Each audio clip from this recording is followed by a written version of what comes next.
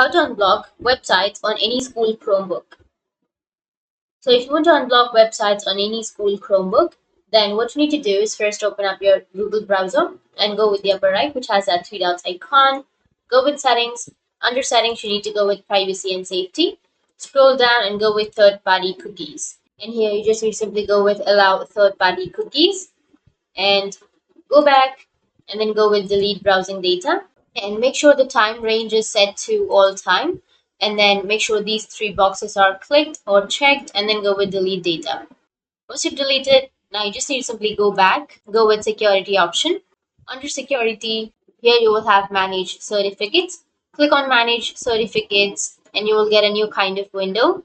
And here you just need to simply go with advanced and click on client authentication and click on OK and again close, and that's it. Now you can view any website on any school Chromebook for free. So that's it, and if you have any questions, feel free to comment below. Thanks for watching.